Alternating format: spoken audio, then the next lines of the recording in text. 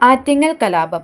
1721 ആറ്റിങ്ങൽ കലാപം English east India കമ്പനിക്കെതിരെ കേരളത്തിൽ നടന്ന ആദ്യത്തെ സംഘടിത പ്രക്ഷോഭമായി കണക്കാക്കപ്പെടുന്നു. ആറ്റിങ്ങൽ റാണിയുടെ അനുവാദത്തോടെ അഞ്ചുതെങ്ങിൽ ഇംഗ്ലീഷുകാർ നിർമ്മിച്ച കോട്ടയിൽ മേധാവിയായി എത്തിയ ഗിഫോർട്ടിൻ്റെ ധാർഷ്ട്യമാണ് കലാപത്തിന് കാരണമായി പറയപ്പെടുന്നത്.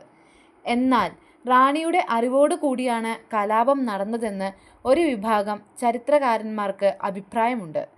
ഈ പ്രദേശത്തെ ആളുകൾ 1697 തന്നെ വൈദേശിക ശക്തിയെ ചോദ്യം ചെയ്തു തുടങ്ങിയെങ്കിലും അത് വിജയത്തിൽ കലാശിച്ചത് 1721 ആറ്റിങ്ങൽ കലാപത്തിലാണ്. ആറ്റിങ്ങൽ കലാപത്തിൻ്റെ കാരണം.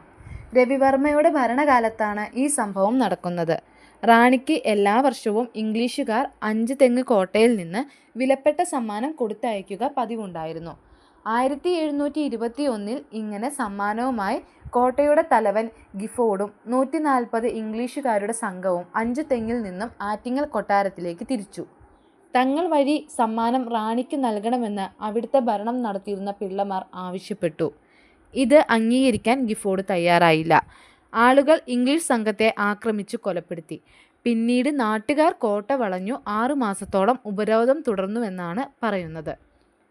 തലശ്ശേരിയിൽ നിന്നും ഇംഗ്ലീഷ് പട്ടാളം എത്തിയാണ് കലാപത്തെ അടിച്ചമർത്തിയത്.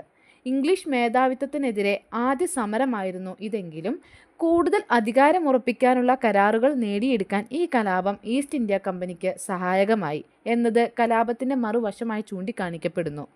കേരളത്തിലെ ആദ്യത്തെ സംഘടിത കലാപം എന്ന പേരിലും ആറ്റിങ്ങൽ കലാപത്തിന് പ്രസക്തിയുണ്ട്. ഇനി നമുക്ക് ആറ്റിങ്ങൽ കലാപത്തെക്കുറിച്ച് PSC ചോദ്യപേപ്പറുകളിൽ ചോദിക്കാവുന്ന പ്രധാനപ്പെട്ട ചോദ്യങ്ങളെ പരിചയപ്പെടാം.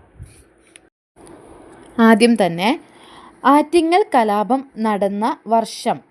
ആറ്റിങ്ങൽ കലാപം നടന്ന വർഷം 1721 ഏപ്രിൽ 15. 1721 ഏപ്രിൽ 15.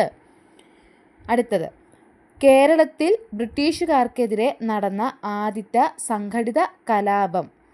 കേരളത്തിൽ ബ്രിട്ടീഷുകാർക്കെതിരെ നടന്ന ആദ്യത്തെ സംഘടിത കലാപമാണ് ആറ്റിങ്ങൽ കലാപം.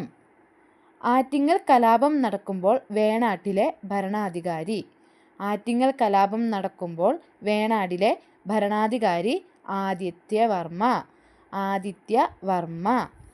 ആറ്റിങ്ങൽ കലാപത്തിൽ വധിക്കപ്പെട്ട ബ്രിട്ടീഷ് ഉദ്യോഗസ്ഥൻ ഗിഫോർഡ്. ആറ്റിങ്ങൽ കലാപത്തിൽ വധിക്കപ്പെട്ട ബ്രിട്ടീഷ് ഉദ്യോഗസ്ഥൻ ഗിഫോർഡ്. അതുപോലെ തന്നെ 150ഓളം ബ്രിട്ടീഷുകാരും കൊല്ലപ്പെടുകയുണ്ടായി. ആറ്റിങ്ങൽ കലാപത്തെ തുടർന്ന് ഒപ്പുവെച്ച ഉടമ്പടി. ആറ്റിങ്ങൽ കലാപത്തെ തുടർന്ന് ഒപ്പുവെച്ച ഉടമ്പടിയാണ് വേണാട് ഉടമ്പടി. വേണാട് ഉടമ്പടി ഒപ്പുവെച്ചത് 1723. വേണാട് ഉടമ്പടി ഒപ്പുവെച്ചത് 1723. ആറ്റിങ്ങൽ കലാപം നടക്കുന്നത് 1721. വേണാട് ഉടമ്പടി ഒപ്പുവെച്ചത് 1723. വേണാട് ഉടമ്പടിയിൽ നെയ്യാറ്റിൻകരയുടെ രാജകുമാരൻ എന്ന പേരിൽ ഒപ്പുവെച്ച ഭരണാധികാരിയാണ് മാർത്താണ്ഡവർമ്മ.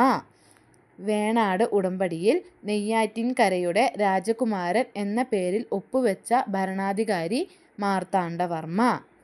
വേണാട് ഉടമ്പടിയിൽ ഈസ്റ്റ് ഇന്ത്യാ കമ്പനിക്ക് വേണ്ടി ഒപ്പുവെച്ചത് അലക്സാണ്ടർ ഓം. വേണാട് ഉടമ്പടിയിൽ ഈസ്റ്റ് ഇന്ത്യാ കമ്പനിക്ക് വേണ്ടി ഒപ്പുവെച്ചത് അലക്സാണ്ടർ ഓം.